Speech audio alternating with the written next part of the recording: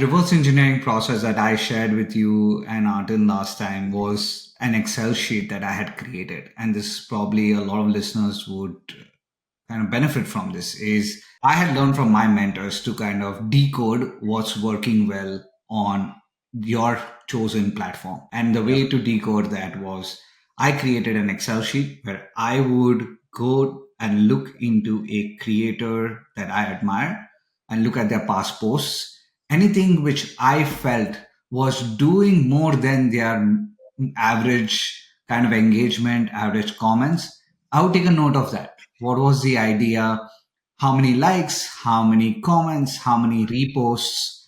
Um, what was the hook that they used? And I did that for almost 10 to 15 creators. What happens is that now you have depth and you also have the width because, oh, creator A also wrote about interview questions. Creator C also wrote about it and it went well. Creator F also wrote about it. Okay, this is a no brainer. I have to write my angle of interview questions. To take this further, that this just does not stop. Just last week, I created this massive file. This time, I was trying to make my design better. So I was seeing what kind of different designs people are using on the platform.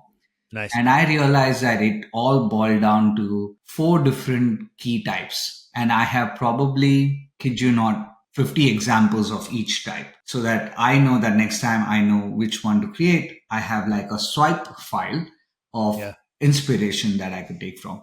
They all boil down to right now on LinkedIn. It all boils down to either having a cheat sheet or kind of like a framework or a carousel or a quote. Quotes are going very viral on LinkedIn, which I'm not a big fan of, but that's what the platform is right now, and you have to kind of play the game. It's so funny. I feel like quotes have like this 3-year thing. Yeah, Like every 3 years they come back, and then people get tired of them, and then they go away. They come back. I think it is interesting. Like you are fighting with yourself because some of these kind of frame or some of these types of posts are not things that you would like.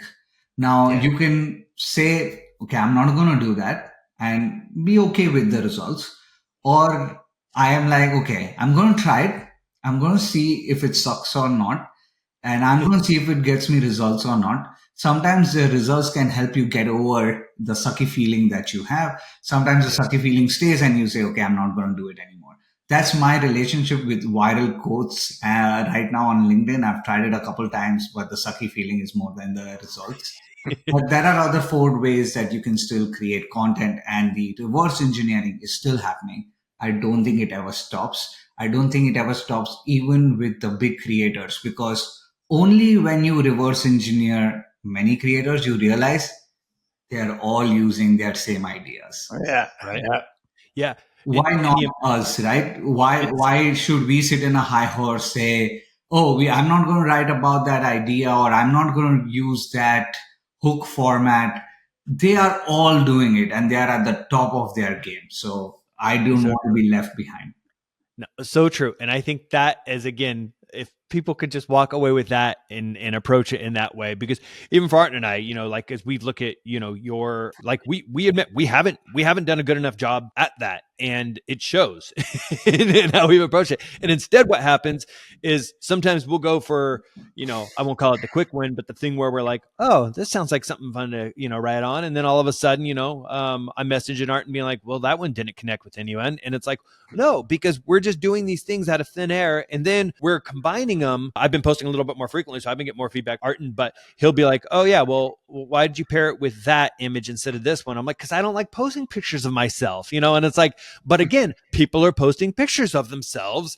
And, it doesn't matter if it doesn't feel like it has anything to do with it. That's just the nature of, Yeah.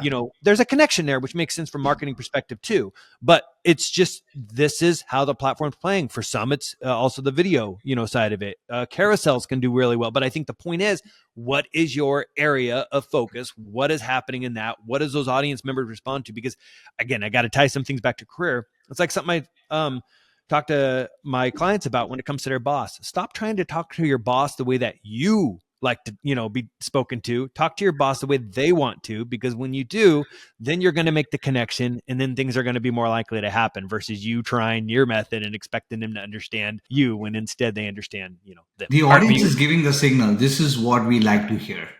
Yeah. Now And either it's you can give that, or you can say I'm going to just stick to my lane and right. find my niche. I think it all boils down to if you are getting enough results from staying within your lane and within your niche, I Yep. think you can be happy with that. If you're Yeah. not, then figure it out because nobody Jump on else the is coming to bandwagon. save you. You gotta Yeah. jump on the bandwagon, basically. I mean, Yeah. you know, my, Michael has that issue too. Posting selfies. At first, I just couldn't wrap my head around it. I'm like, why am I posting a selfie of myself that has nothing to do with the content itself? But then I was looking around, I'm like, wow, everybody's doing it. It actually works. So it took me some time, but once I was able to mentally break from that, I know it works. It works. So I'm trying to get Michael to break that now. Yeah. Even though at times I'm like, why do people need to see a picture of me and my family? I'm like, why does that help this? But I get it at the same time, but it's just one of those things that I think a lot of us have these, no, there's got to be this way, this other way. And it's like, stop trying to, Overthink it. yeah, you can break the rules once you fully understand the rules, but stop trying to break the rules when you don't understand the rules. And I think that's where it's not even only on, when it comes to your audience in this sort of way, but it also, I think, just comes down to in general, anything that you're trying to do, create, or build. It's like, I know people would have said Apple, Steve Jobs would have told the user what they needed. That's pretty rare. And, I think it also skips a lot of, things where I'm sure he understood, and was still incorporating that. But yes, in the end, he would decide what would, actually get to the audience, well, he and his team. But I think people have to really listen to the audience. And the best way to do that, if you don't want to spend a year listening to them and refining your own, look at what other people are doing. And anyway, I love how you've done that. I love that you said that, and we're emphasizing it here, probably killing it, because people make this mistake probably the most. I have anyway.